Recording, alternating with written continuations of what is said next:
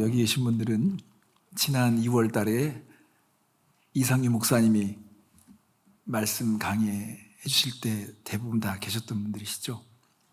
제가 대학 때 이상규 목사님과 같은 기숙사 방을 쓴 적이 있어요. 근데 이상규 목사님이 저보다 한 대여섯 살 더 많이 나이가 있으셔서 좀 늦게 대학을 들어오셨어요. 근데 첫인상이 무슨 도인 같으신 거예요. 항상 뒷짐을 지시고 먼 산을 바라면서 묵상에 심취해 있는 모습을 보면서 참 신비로웠습니다. 그래서 제가 저분도 존경하는 목사님 있겠지 해가지고 제가 물어봤어요. 목사님 혹시 목사님이 좋아하시고 존경하는 목사님이 계십니까?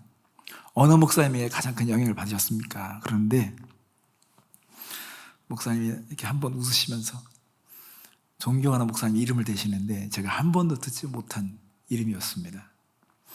부산에서 목회하시는데 그래서 제가 궁금해가지고 그 목사님에 대해서 알아봤어요. 놀라운 사실은 그 목사님이 그 당시 목회를 하실 때 한국에서 주일학교가 제일 많이 모이는 교회의 담임 목사님이셨습니다. 15,000명이 모였습니다. 주일학교만. 믿겨지지 않죠. 여름 성경학교 때는요 3만 명 정도가 주일학교 아이들이 모였습니다. 그래가지고 그 여름 성경학교 시즌이 되면 교통순경들이 도로 정리하느라고 바쁘다고 들었습니다. 근데 제가 이상희 목사님이 저한테 그 목사님의 설교집 한 편을 저에게 전달해 주셨습니다. 보니까 빼곡하게 밑줄을 막 그으면서 동그라미도 치고 뭐라고 쓰셨는데 제가 읽어보니까 목사님 설교를 보니까 그 목사님의 그 설교 그대로 사투리 그대로 적은 설교집이에요. 근데 보니까 투박하고 무슨 말인지를 모르겠는 거예요. 더구나 사투리까지 막 쓰여져 있으니까. 근데 그 목사님의 그 삶의 일화들을 저에게 들려주시는데요. 엉덩이가 썩어 문드러지도록 성경을 읽으셔서요 800도 이상을 하셨다고 들었습니다. 그런데 더 놀라운 것은 6.25 때 많은 사람이 피난을 떠났는데 그 목사님이 교회를 지키시기 위해서 예배당에서 성경을 계속 읽고 있었대요.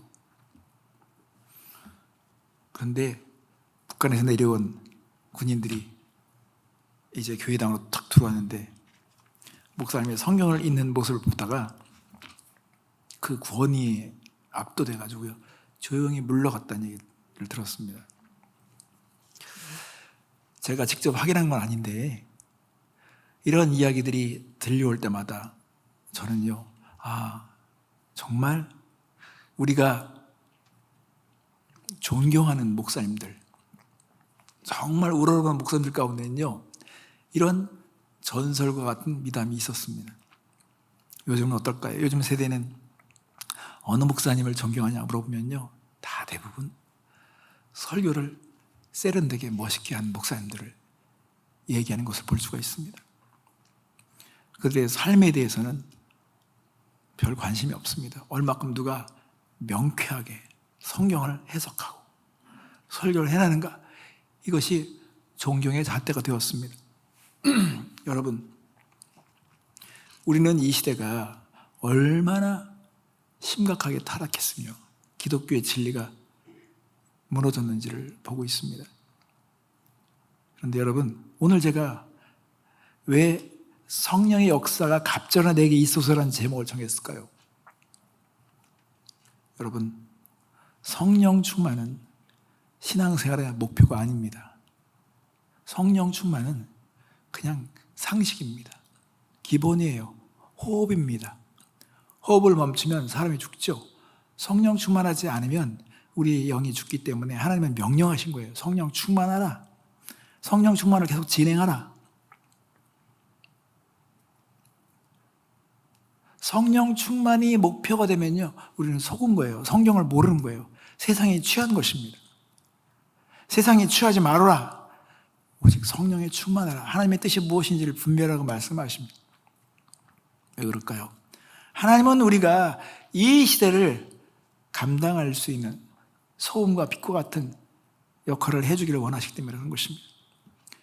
엘리야 선지자는요, 아합이 통치하던 그 사악한 시대에 하나님을 믿는 사람을 다 죽여버리는 거예요.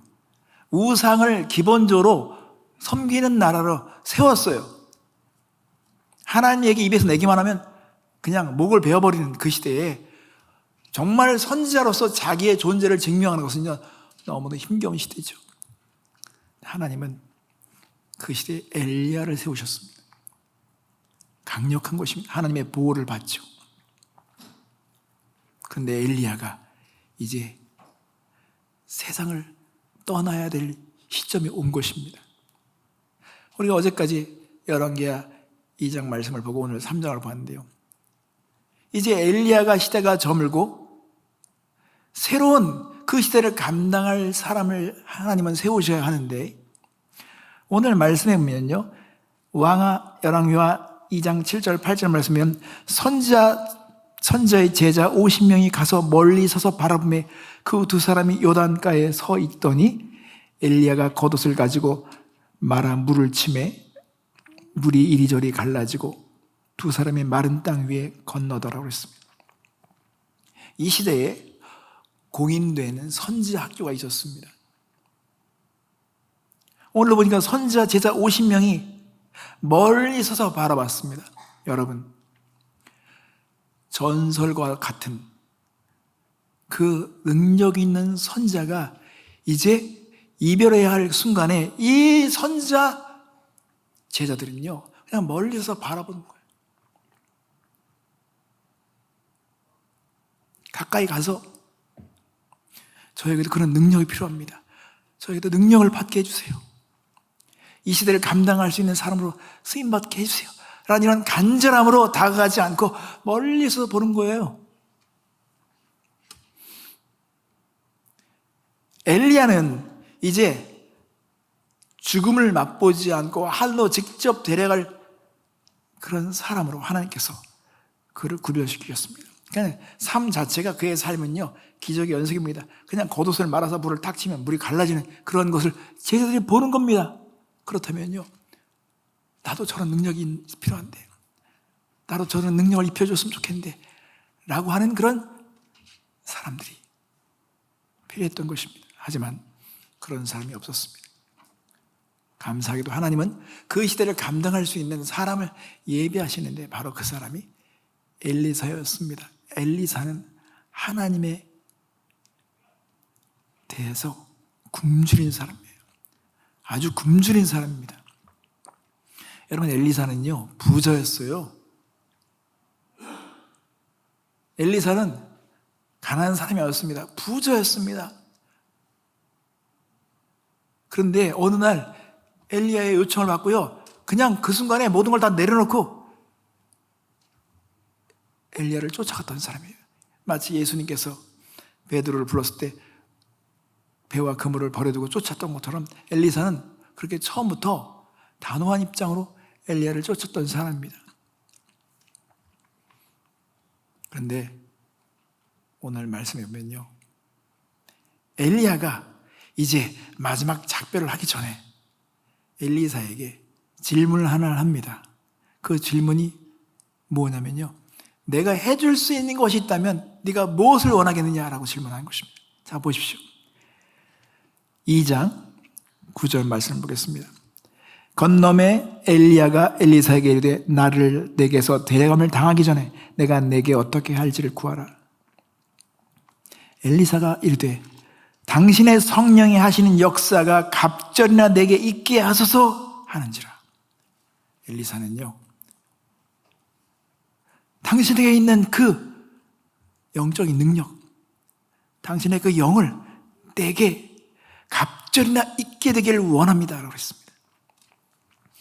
여기서 우리가 혹 오해할 수가 있는데, 엘리사가 엘리야가 가지고 있는 그 능력과 그 영을 2배로 요구했다고 생각하는 것은요, 성경을 좀 오해한 것입니다.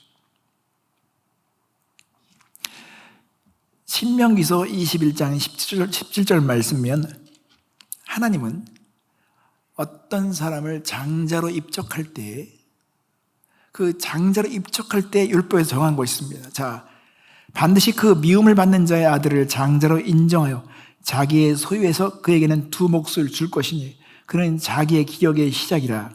장자의 권리가 그에게 있습니다. 이 신명기 21장에 보면 어떤 사람이 자기가 사랑하는 여자와 좀 약간 미워하는 여자가 두 아내가 있어요. 근데 두 아내가 자식을 낳았어요. 근데 내가 미워하는 자의 자식이 장자예요. 그럼 그 장자를 세울 때 내가 미워하니까 내가 가지고 있는 재산을 대충 주거나 그냥 한 배만 물려주거나 그러면 안 된다는 거예요. 장자로 입적하면 내가 미워하는 자식을 할지라도 그에게 두 배를 줘야 된다는 걸 말하고 있는 거예요. 그것처럼 이 두 배를 준다는 것은 장자로서 인정하며 장자로 세워진다는 그런 상징적인 의미이기 때문에 엘리사는 엘리야가 영적인 자신의 아버지로서 내가 당신의 후계자가 되기 원합니다. 내가 당신을 이어서 이 시대를 감당할 수 있는 능력을 받기 원합니다. 이렇게 구한 것입니다.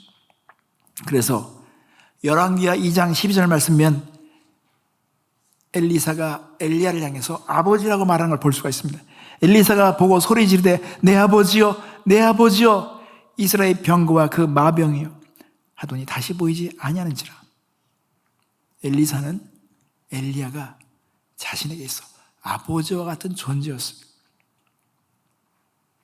여러분, 제가 어렸을 때는요 아버지와 같은 영적 지도자가 있었어요. 근데 이 시대의 비극은 아버지와 같은 지도자가 없다는 것입니다. 그냥 코치예요. 파더가 없어요. 그냥 코치만 있는 거예요. 탁월한 코치. 이 코치가 마음에 안 들면 내가 코치 바꾸면 되지. 그러나 아버지는 바꿀 수가 없습니다.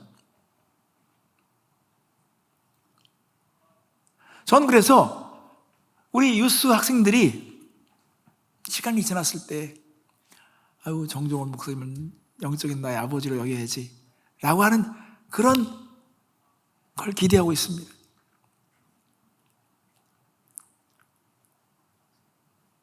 왜 이렇게 변질되었을까요? 희생을 보지 못하는 것입니다. 영적인 능력을 보지 못하는 거예요. 엘리야가 자신의 영적인 아버지였어요. 그래서 아버지의 그 유산을 물려받고 싶었던 거예요. 그 영적인 유산.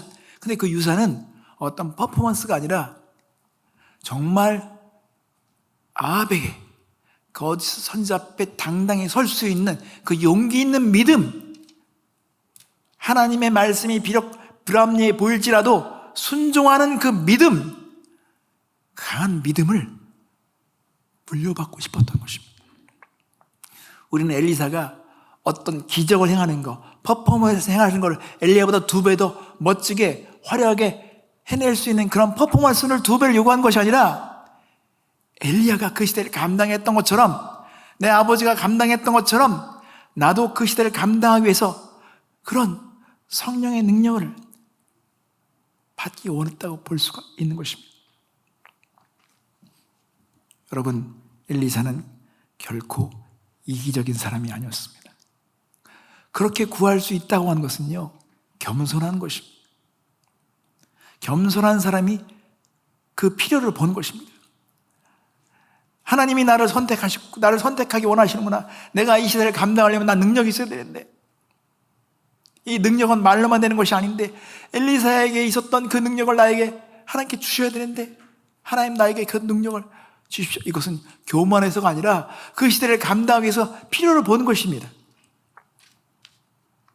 내가 과시해야 되겠구나 아니라 그 시대를 섬기기 위해서 꼭 필요한 것은 능력이라는 것을 알기 때문에 엘리사는 그것을 구했던 것입니다. 여러분,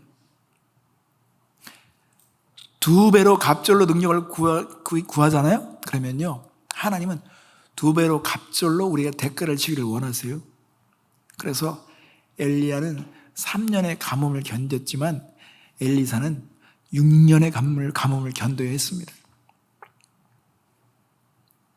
하나님은 구원은 공짜로 주시지만, 은혜를 주시지만, 하나님이 어떤 사람을 쓰기 원하시면요, 냄비 같은 근성을 아시기 때문에 공정한 과정 속에서 다름을 받기를 원하시는 것입니다.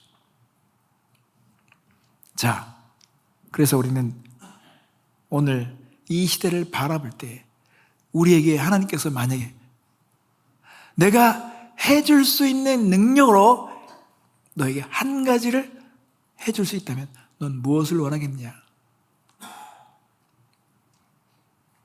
우리는요, 이 질문조차도 생각해 보지 못할 수가 있습니다. 그러나 이 질문이 왔을 때 우리는 대답해야 됩니다. 어저께 제 아내가 저한테 얘기해 주는 소리를 듣다가 제가 그런 당황스러운 얘기를 했어요. 아이유라는 가수가 자기의 프로그램에 아이돌 가수들을 초청해가지고 이렇게 하는 프로그램이 있는데 어떤 가수에게 물어봤대요. 한 가지 소원이 들어진다면 무엇을 원하겠습니까?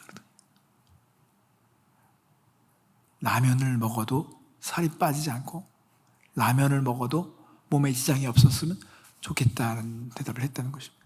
얼마나 라면을 먹고 싶었으면 자기 몸을 추스리기 위해서, 관리를 위해서 라면을 먹지 못해서 라면을 그냥 끊임없이 먹고 싶은 그 소원을 말하는 걸 들었을 때 전 그게 아이유의 소원인 줄 착각해가지고 실망이네.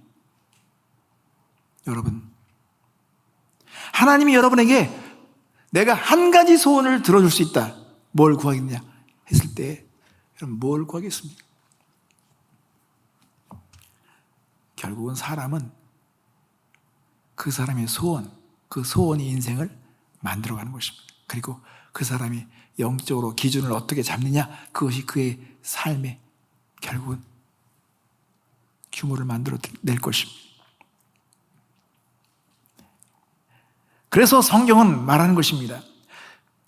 야고보서 4장 2절 말씀에 너희가 얻지 못하면 구하지 아니하기 때문이요 구하여도 받지 못하면 정욕으로 쓰려고 잘못 구하기 때문이다. 결국은 그렇습니다. 우리가 얻지 못한 것은 두 종류밖에 없습니다. 내가 구하지 않기 때문이에요. 소원이 없기 때문이에요. 간절함이 없기 때문이에요. 굶주리지 않기 때문이에요. 진짜 원하면요 그것을 갖게 되어 있습니다. 이게 원리입니다. 근데 내가 구해도 얻지 못한다, 그것은 내가 목적과 동기가 잘못됐기 때문에 그렇습니다. 군림하기 위해서, 과시하기 위해서, 정욕으로 구하기 때문에 그렇습니다. 엘리사는 갑절에 그 능력을 구한 것은요 자기를 위한 것이 아니라 섬기기 위한 것입니다. 그 시대를 섬기기 위해서 그런 것입니다.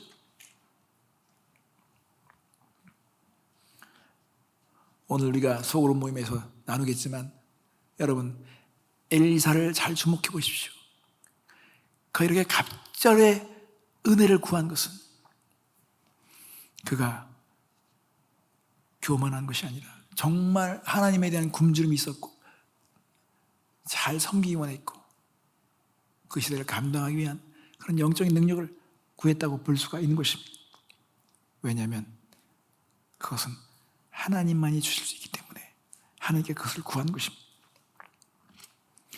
엘리야가 필요했던 그 시대가 지나고 이제 또 다른 하나님의 선자가 필요한 것인데 이 시대를 감당하기 위해서는요 그런 하나님에 대한 굶주림이 있는, 이건 하나님만이 할 수 있는 일이라는 것을 믿을 수 있는 종이 필요했던 것입니다.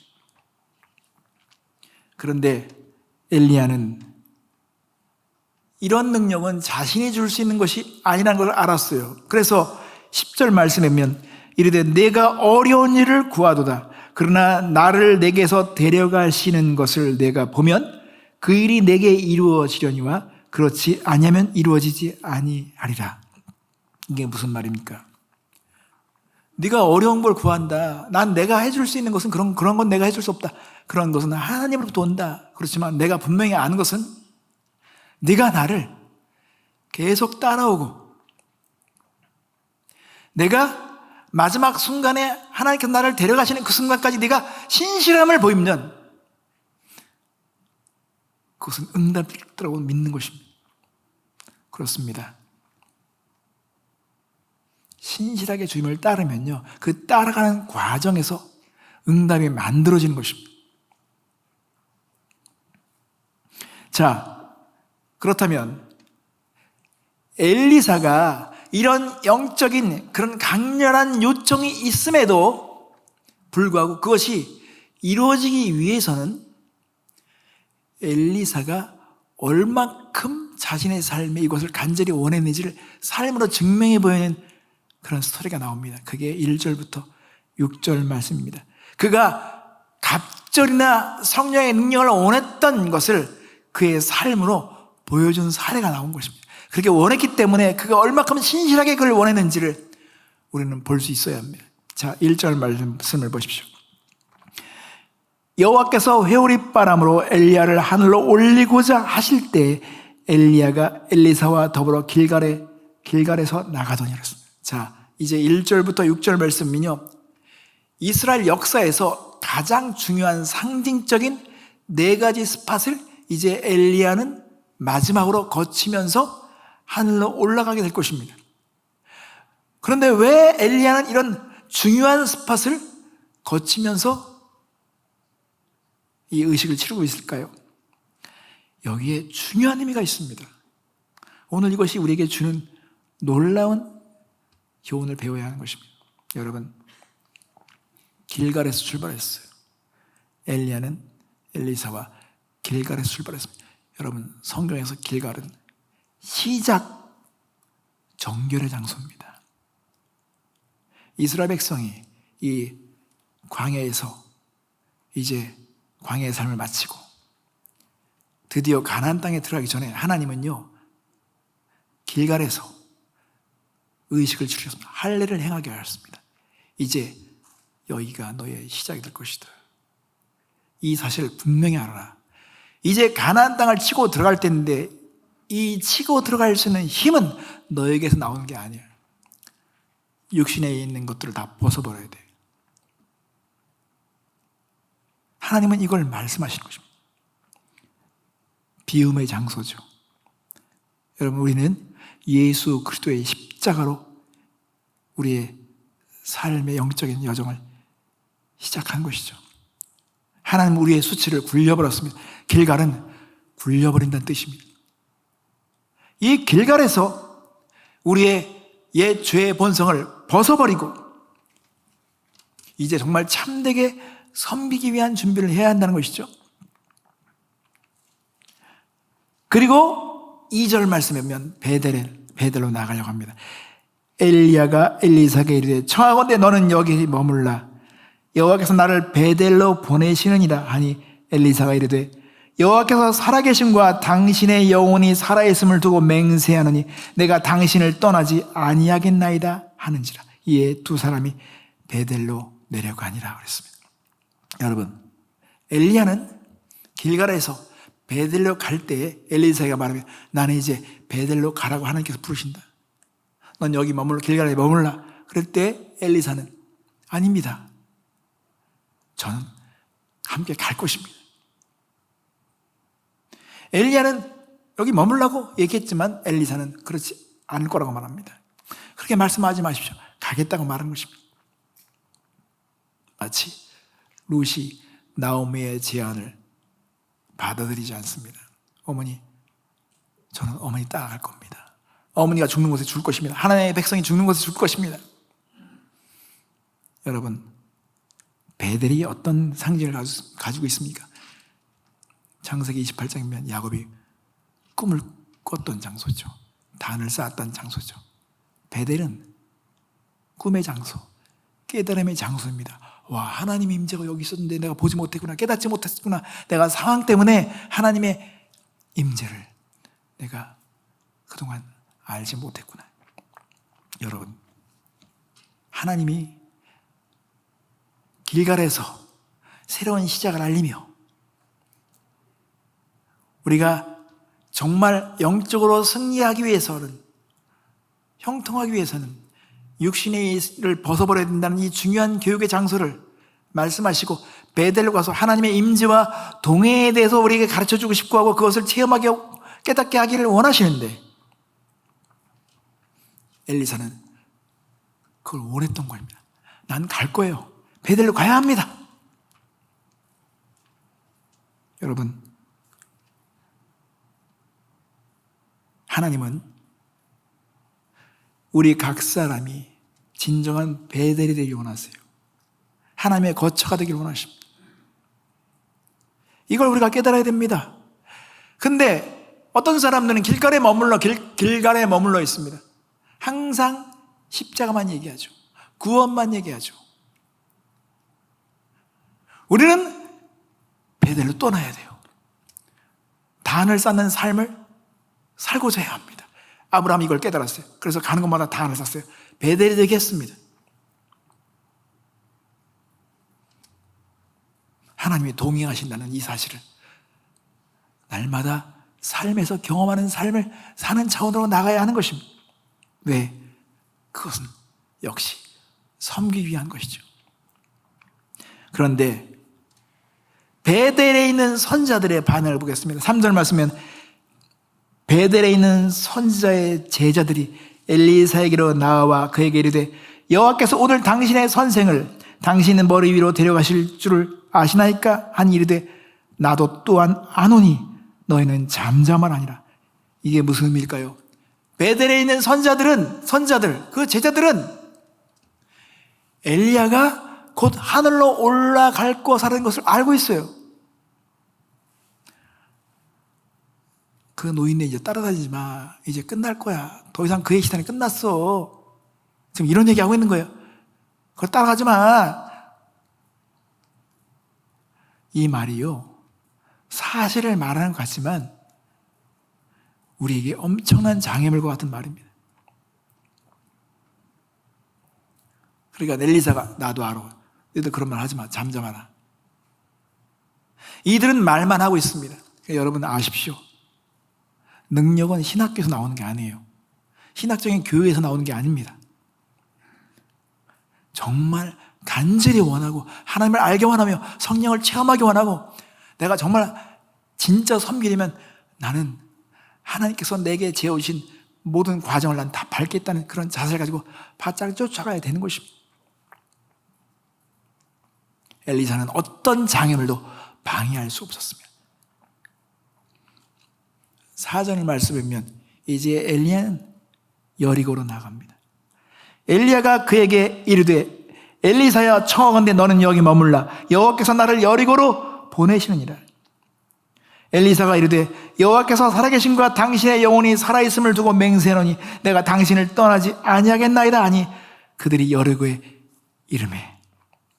여러분, 여리고는 승리와 대결의 장소입니다. 여리고성을 하나님께서 무너뜨리게 하신 걸 알잖아요. 그래서 여리고를 다시 세우는 자는 하나님께서 죽게 하시겠다고 말씀하신 것처럼 여리고는 하나님의 힘으로 무너졌다는 것을 영원히 교훈 삼기를 원하는 그런 상징적인 도시였습니다. 그런데 여러분, 이 엘리야의 제자들은요, 따라가지 않고 계속 멀리서만 바라보고 그냥 얘기만 하는 것입니다. 하나님께서는 이 여리고의 높은 성벽을 무너뜨려 주셨던 것처럼 우리도 영적인 여정 가운데 이런 승리를 맛보는 자들이 되기를 원하시는 것입니다. 우리의 승리 여정 가운데 길갈로 갔다가 베델로 나아가고 더 나아가 여리고로 나아가서 영적 승리를 경험하는 자들 되기 원하는 것입니다. 그냥 먼 전설과 같은 얘기지만 옛날에 그렇게 했대가 아니라 나에게도 그런 승리를 주시옵소서. 내 삶의 여정 가운데 여리고가 있기를 원합니다. 하나님께서 높은 성벽을 우리 앞에 두시는 것, 장애물을 두시는 것은요, 하나님께서 우리에게 그 거룩한 높이만큼 우리가 영적으로 자라기를 원하시는 것입니다. 승리의 사람이 되기를 원하시는 것입니다. 섬기게 되기를 원하시기 때문에 그런 것입니다. 그런데 여리고에 있는 제자들은 또 여전히 똑같은 말하고 있습니다. 5절 말씀에 여리고에 있는 선자의 제자들이 엘리사에게 나와 이르되 여호와께서 오늘 당신의 선생을 당신의 머리 위로 데려가실 줄을 아시나이까? 하니 엘리사가 이르되 나도 아노니 너희는 잠잠하라. 이 선자의 제자들은 계속 똑같은 말이에요. 그분 이제 곧 떠날 건데 왜 쫓아다니냐?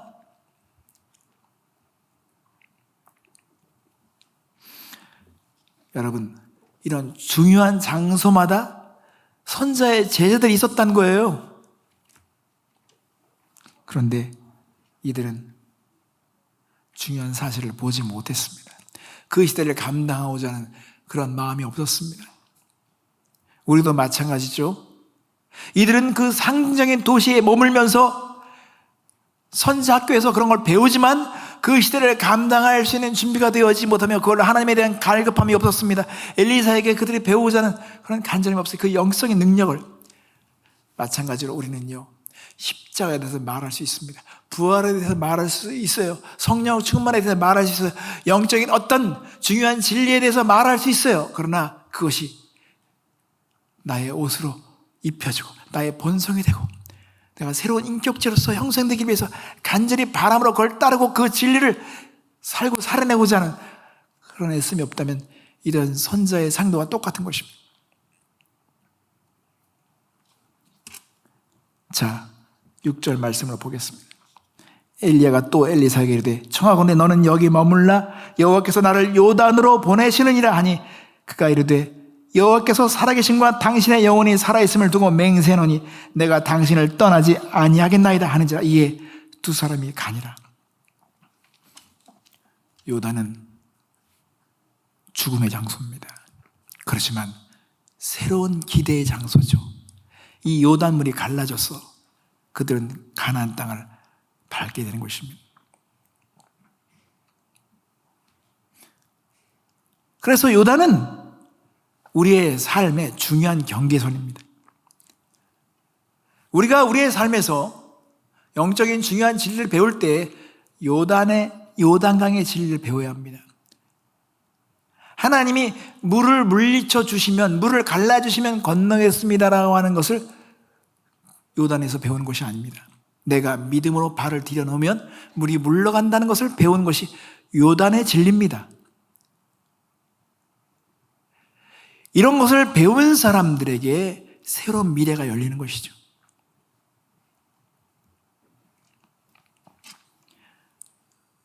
항상 우리의 삶에 이런 선자의 제자들처럼 말로 짓거리며 판단하며 우리의 믿음을 포기하게 만드는 장애물들이 있겠지만 엘리사는요, 끝까지 가는 것입니다. 길갈에도 가보고 베델에도 가고 여리고로도 가고 요단에도 가는 것입니다. 왜? 내가 잘 섬기기 위해서는 내가 잘 배워야 하기 때문에 그는 끝까지 가는 것입니다. 여러분, 우리는 이 길갈과 베델과 여리고와 요단이 주는 의미를 잘 생각해 보십시오. 나는 영적인 여정 가운데 지금 어디에 머물렀다고 생각하십니까? 길갈의 교훈만 받고 거기서 머물러 있는 사람이 있어요.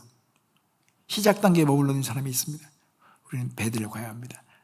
우리의 삶 속에 임재하신 하나님을 경험하며 내 모든 환경이 하나님의 거처가 될 수 있도록 힘써야 되고 그런 깨달음이 있어야 됩니다. 아, 내가 하나님의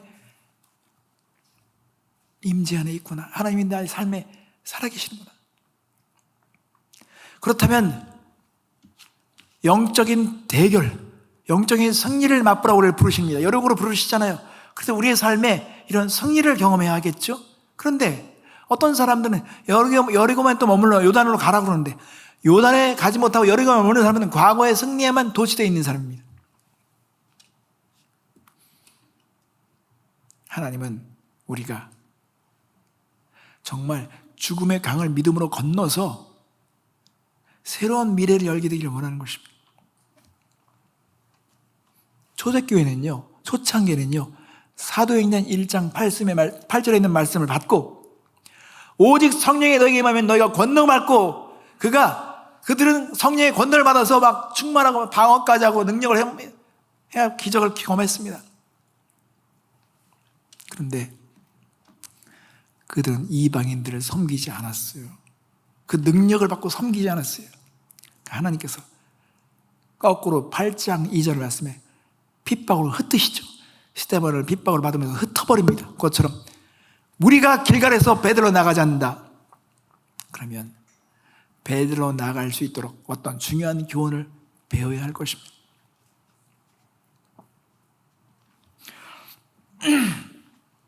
자, 이런 엘리사가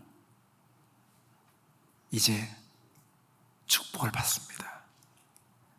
정말 엘리사는 갑절의 은혜를 받습니다.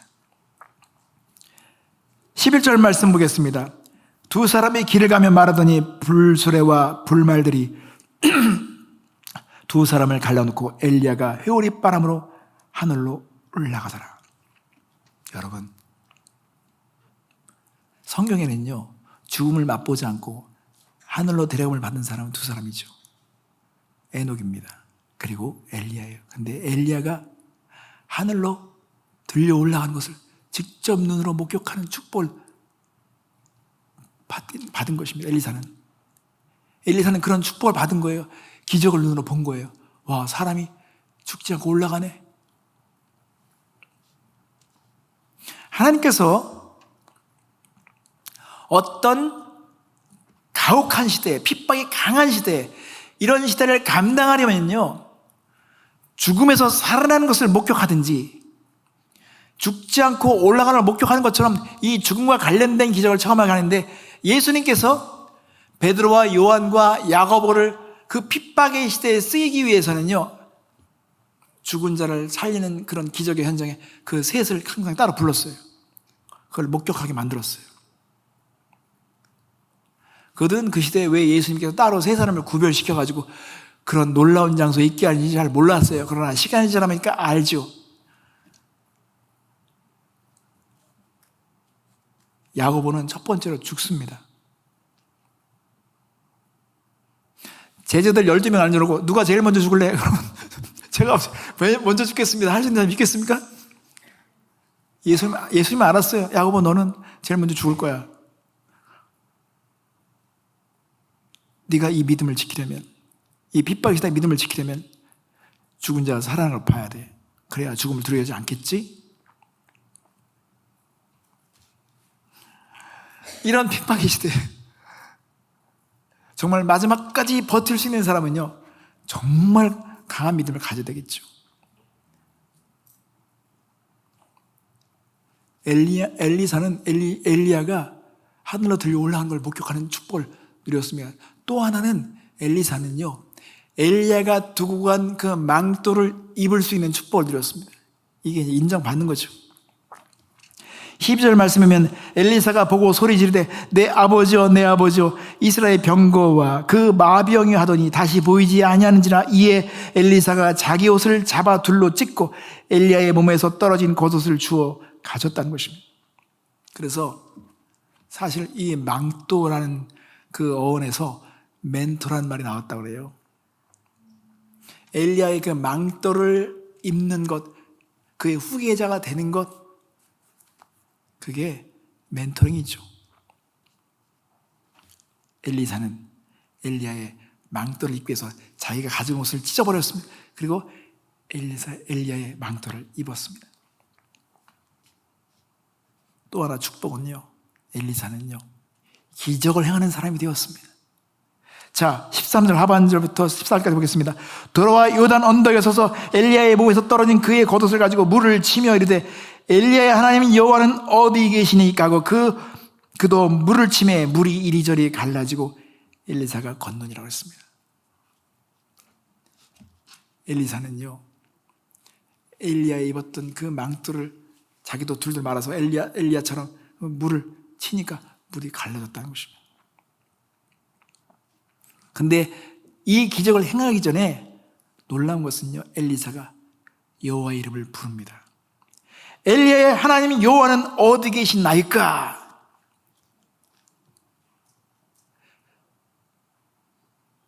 불을 내리게 한 엘리야의 하나님, 까마귀로 먹이신 엘리야의 하나님,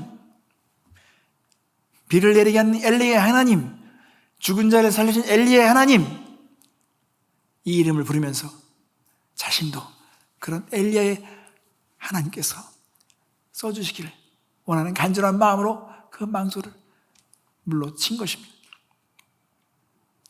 물이 갈라졌습니다. 엘리사는 기적을 행하는 사람이 되었습니다. 정말 갑절의 은혜를 받은 것입니다. 성도 여러분, 이제 여러분에게 묻습니다. 여러분, 우리는 하나님의 굶주린 사람이 되어야 합니다. 이 시대를 섬기기 위해서 우리는 갑절의 은혜를 구해야 합니다. 최소한 우리 자녀들을 영적으로 잘 세우고 감당하기 위해서는 내 영적인 그 기준을 최대한 높여야 합니다. 최대한 높여야 됩니다. 그래서 기본은 성령 충만이에요. 성령 충만이 목표가 아니에요. 성령 충만은 그냥 호흡처럼 이미 성령 충만해야 되는 거예요. 그냥 성령 충만이 우리의 일상이 되어야 합니다. 성령 충만한 자가 되게 해주세요. 아닙니다. 그건 잘못된 걸 구하는 거예요. 이미 성령 충만 진행되고 있어야 합니다. 하나님, 능력으로 옷 입어서 내가 이 시대를 잘 섬기기 원합니다. 우리도 엘리사처럼 기도가 변했으면 좋겠습니다. 하나님, 성령의 능력이 갑절이 되게 있기를 원합니다. 그렇다면 엘리사의 그런 영적인 요청과 맞물려서 여러분들은 확고한 결심을 삶에 보여야 합니다. 길갈의 경험, 베델의 경험, 여리고의 경험, 요단의 경험이 여러분의 삶의 간증이 되어야 합니다. 그러면 여러분들도 갑절의 은혜를 받은 간증자들이 될 것이라고 전 믿습니다. 이 시간에 함께 기도했으면 좋겠습니다.